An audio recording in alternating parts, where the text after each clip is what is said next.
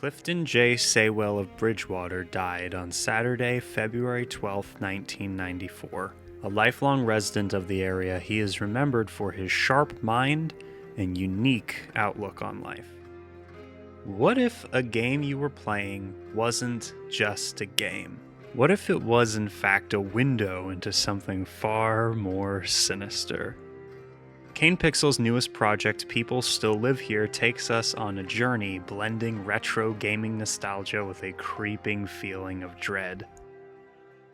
If you've been anywhere near the horror side of the internet in the past few years, you've likely heard of Kane Pixels. At just 18 years old, he found a ton of success with his analog horror series, The Backrooms, a found footage style exploration of a seemingly infinite liminal space that feels both familiar and yet eerie. Using grainy visuals, distorted audio, and environmental storytelling, he managed to create a sense of unease that lingers long after the video ends. The Backrooms has become a sort of cultural phenomenon, inspiring countless imitators and even landing Kane his own movie deal with A24 to make a movie about the Backrooms. How freaking cool is that? Kane's work is some of the most influential on modern horror, and this new series goes to prove that he is just getting started. People Still Live Here explores a mysterious, abandoned world that feels like it was ripped directly out of a forgotten PlayStation 2 game. But as we dive deeper, we realize that the world isn't entirely empty. Something is still here, waiting, watching, and lurking in the shadows.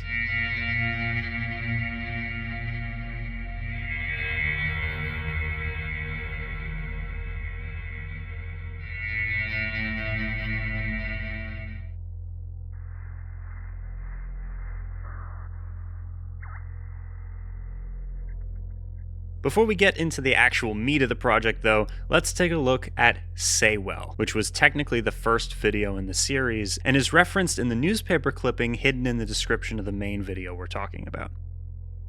A very short piece about a strange automaton opening and closing its eyes as distorted music plays, and a man closes his eyes before cutting to a bright sun and some sped up Morse code. And now my body has become one with a faraway land. I am the meadow and the sky all around. You work on the land, and so you work for the land, and in return the land accepts you. You may think your work is finite and conclusive when the time comes to depart, but the land will always remember what you gave to it, and in time, you and your work will live on through the land. The earth itself is a graveyard. The wooden doll in the video is called a Laughin' Head, which were produced in the 70s and 80s as these strange children's novelty toys. Weird things, and normally they need to be activated to make noise, but this one seems to be moving just fine on his own. You stupid bitch, you filthy slut! The main video, which is basically an unvoiced Let's Play, opens with a title screen, Marathon 8 Software Incorporated. This interactive video game is a comprehensive reconstruction of the events experienced and documented by Clifton J. Saywell between 1934 and 1946. In memory of Clifton J. Saywell. People Still Live Here. Okay, seems pretty fun. We've got some upbeat music and a nice open green lawn with bright blue skies. I certainly hope there's nothing odd going on here. Saywell pursued mathematics professionally after World War II, working as a human computer for local firms and government projects, and then as a rate analyst for New England Telephone.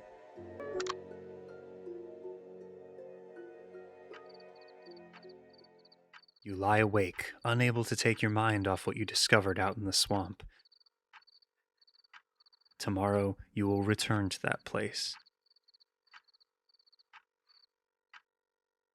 Do you remember the overgrown man from when you were a child? He said you must go to the meadow alone. You always wondered what he had meant by that. We can hear ticking in the background and then the ringing of a bell as we awaken in a strange, forested area. Trees dot the landscape as well as odd wooden posts, and a gray sky looms overhead. Fairly different from the rolling green hills I came to expect from the title screen. Pools of green water clue us in that this is the aforementioned swamp, and after timidly looking around, we almost cross over a clunky wooden bridge before changing our minds and wandering in a different direction. Quickly finding a wooden hut of sorts, blending into the surrounding foliage. Frogs croak, owls call out to each other in constant inquiry, and the air is wet with mist as we head inside the hut. According to that opening, we've been here before, and this is only the latest in a series of adventures into this strange wilderness.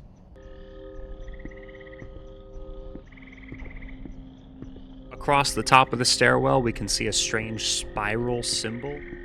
Inside the hut, there's a stairwell leading down into the earth, into the darkness, and a little spherical growth or device up in the corner.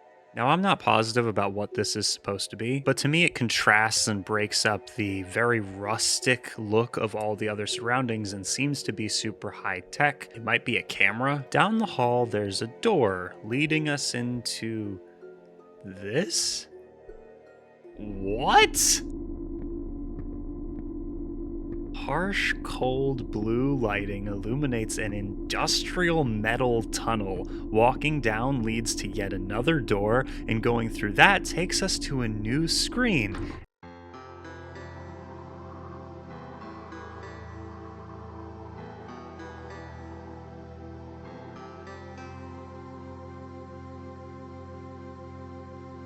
And there's that beautiful but oddly disquieting landscape that I was looking for. Rolling green hills, bright blue sky, soft, fluffy clouds, and comforting structures breaking up the mostly empty expanse. And we are told this is day 1. Find all 3 items and leave before sunset. Wampum, watch, and compressor. Wampum being a traditional shell bead of the eastern woodland tribes of Native Americans, sometimes used by indigenous tribes as a means of exchange. No idea what the compressor's supposed to be for, though. Guess we'll have to find out. He spent his later years in the care of his family members, particularly his niece, Anne Timmerman. A quiet and introspective man, he was often seen walking near the edges of Hocko Swamp or sitting on the porch of the Bridgewater Public Library with a small notebook in hand. And now we run into our first problem. Heading down the staircase into the earth, going down a long industrial hallway, and emerging into a large open space seems to contradict the laws of nature. Where are we? It's so weird. Regardless, we embark on our journey. Aside from the few scattered trees and flowers, we can see a small windmill lazily turning. And after looking around, getting our bearings, and collecting our thoughts, we head over to it. The wind whistles through our ears, and the windmill turning creates a loud clacking sound. Behind the mill are 3 odd tubes or windpipes or something. I'm not sure. Let me know if you have any ideas in the comments. The horn-shaped growths are blue, gold, and purple and vary in exact size and shape. Off in the distance we can see a house or structure of some kind, but instead of going towards the only discernible landmark in sight, we head instead in the opposite direction.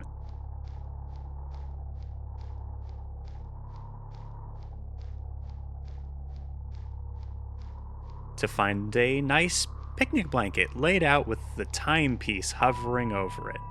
Strange choice of location, actually. Are we eating time?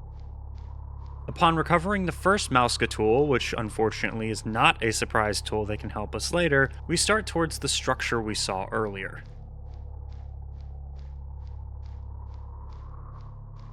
Multiple times in this video, Kane chooses to introduce us to something visually interesting, only to force us to wait in frustration as the player kind of walks in circles around it or doesn't move towards it immediately or only looks at it for a second. I think this is hilarious and also very effective video design. It really emulates the feeling of watching someone play a video game while thinking that you know better or could do it better, so like any Game Grumps video. As we wander over, I am just really struck by how profoundly empty this space is. And as clouds roll overhead, I can't help but start to feel just a little unsettled. It's too quiet. One of the most fascinating elements of this series for me is the idea of exploration of a dead video game world. Digital spaces that were once vibrant and full of life, but now exist in a state of eerie stillness. These worlds are liminal spaces, caught between existence and oblivion, and they evoke a weird mix of like nostalgia. It's kind of sad. It's a concept that resonates with me at a time when old games, forums, and virtual spaces are abandoned and forgotten, yet still exist somewhere in the depths of the internet. This video perfectly captures that feeling, presenting us with a retro-style game that feels like it was dug up from a forgotten corner of the web. We reach the structure, a dilapidated wooden house enclosed in a fenced yard. The house is small, almost reminds me of a shed, and it's a faded yellow color. Going inside reveals a library filled with paintings and books and a locked box on the floor to the left.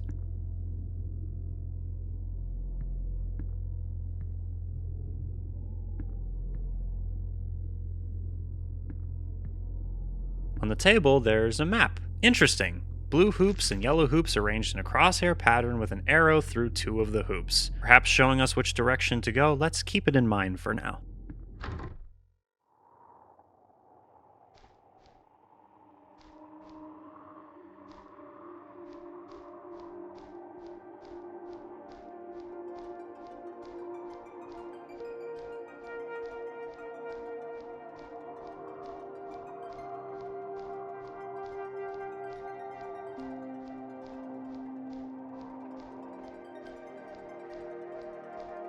We leave, start meandering out into the green again, and eventually stumble across a peaceful stone fountain with benches in a circle around it.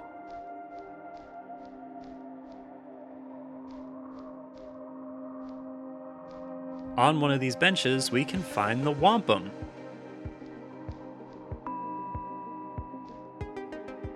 Hell yeah, we've found 2 of the 3 items already. We're making good time, and hey, does it seem to be getting any darker out here to you guys, or is it just me?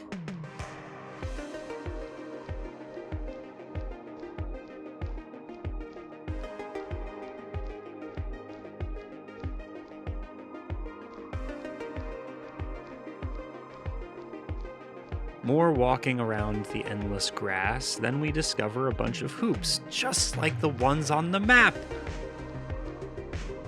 We're making progress, guys. Now we just align ourselves with the 2 the arrow was pointing through, and we can see faintly in the distance our next location.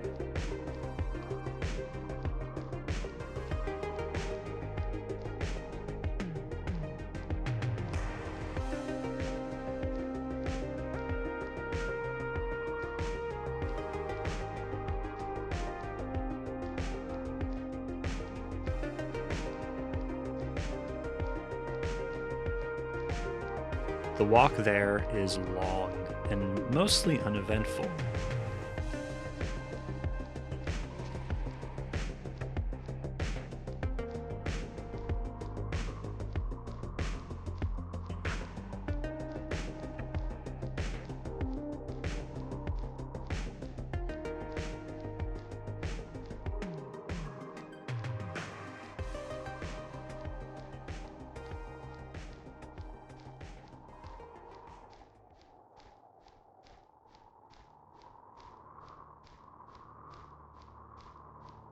But when we're getting closer, we hear a strange noise. We brush it off like it's nothing, then a few seconds later, hear it again.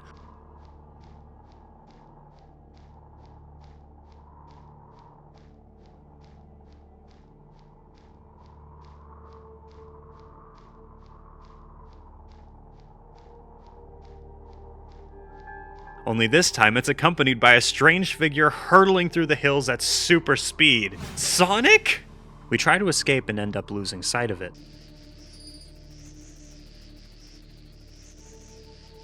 And get up to higher ground where we survey a much more modern building, looking very out of place among the grass, with a blacktop paved parking lot surrounded by a tall chain link fence.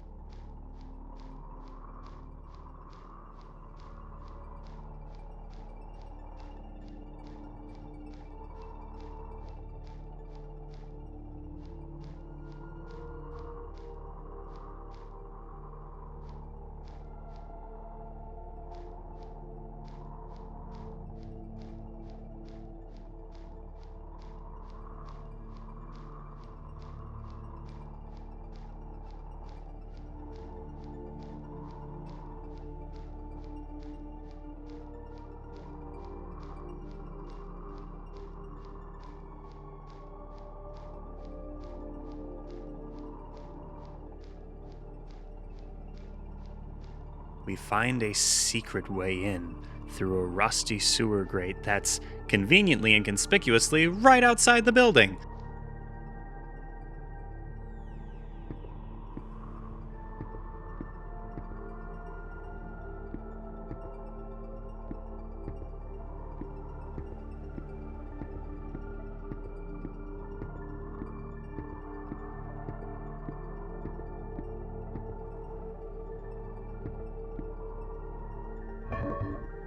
Once inside the fenced compound, we get closer to the imposing office building, glass windows high above us.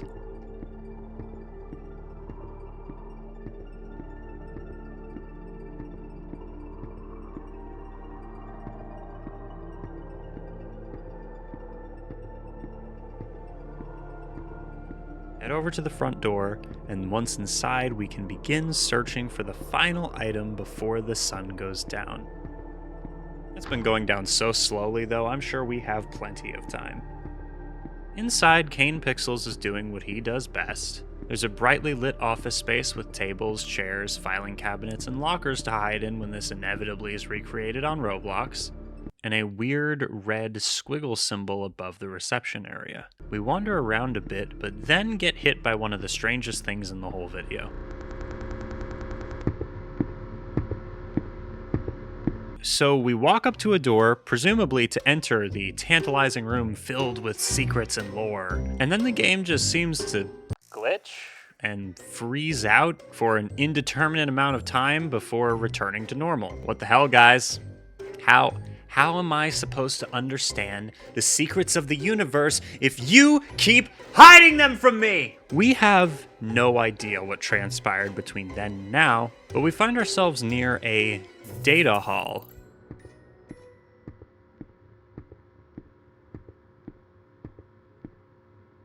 In a room with a water cooler and a big-ass lever, right next to what almost looks like a garage door. Flip the lever, head inside, and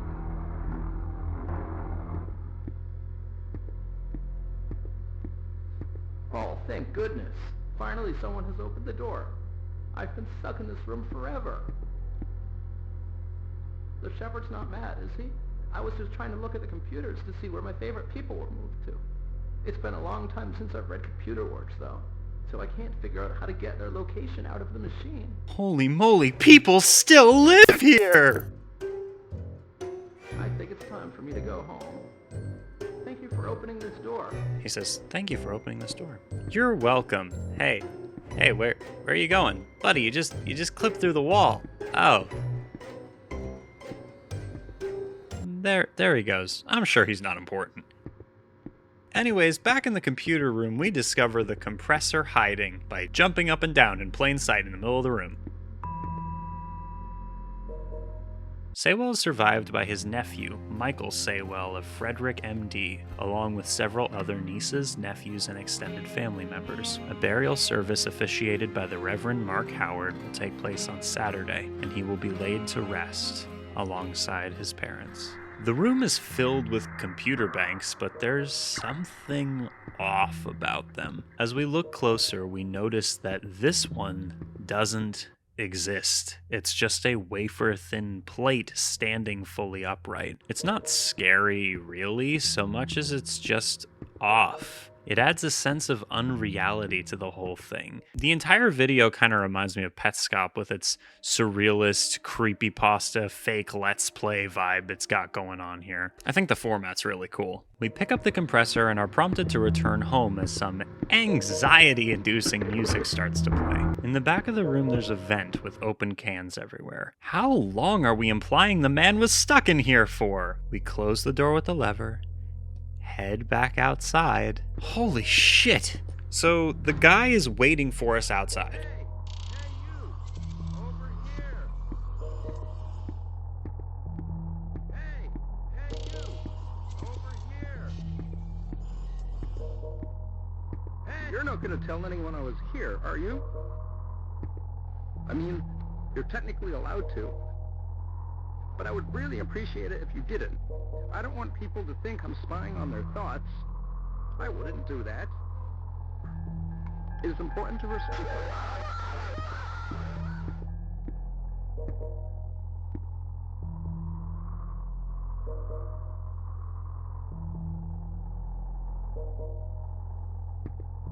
So a guy is waiting outside. He calls out to us. And then, just as we're about to reach him, he gets got by this walking traffic light, a railroad crossing sign. He also mentions spying on people's brains, which makes me wonder, could the building's computers house information from people's brains? I am so confused at this point, and I love it.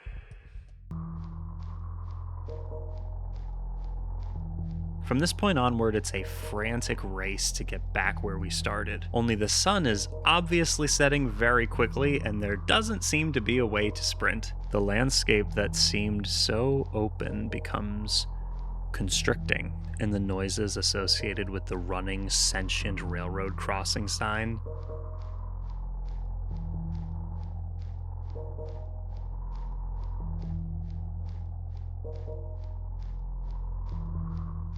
start playing in the background, and suddenly we can see him running up behind us.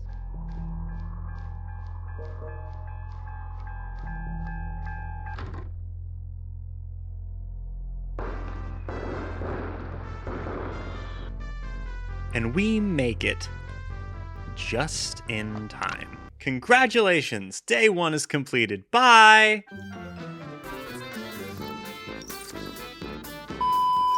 Oh, did you think that was the end? No. There is actually still a really fun little Easter egg, let's call it, in another Kane Pixels video titled Graveyard.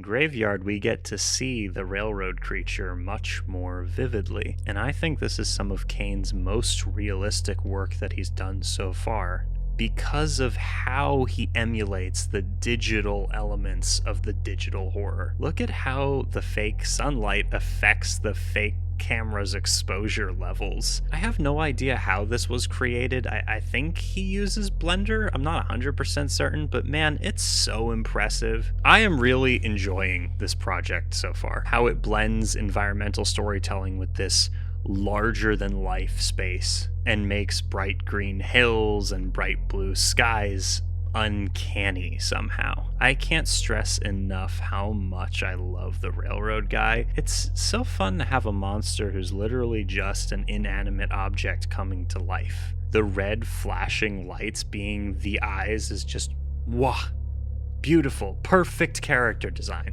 Obviously, it's early days yet, and I have no idea what's going on, but I think it's possible that the man in Saywell, who would be Saywell, dies, and then finds himself in a strange world in between states of being, where past and future overlap, and anything that ever has or ever will happen to the earth is kind of remembered in the bowels of the deepest parts of its existence, and even the grass and the wind are alive. A graveyard that holds the ambition of every soul trapped inside. Anyways, I just really wanted to show that to you. Thank you so much for watching, and I'll see you next week when we're going to be covering this really cool video game called Mouthwashing. Huge thank you to the cult members over on Patreon. Everyone give a warm welcome to Tommy Reagan. I think Reagan? Pretty sure it's Reagan. You know, like the last 3 or 4 videos, we have had new patrons each time, and like nobody has left yet. Thank you again. Thank you so much to Tommy, Amelia, Boris, Pan, Thomas, Ray, Audrey, Justin, Lou, Ray, ZK, Tom, Dave, Elkie, Stardrop, Nude, George, Joseph, and Mr. Fox. See you in the next transmission.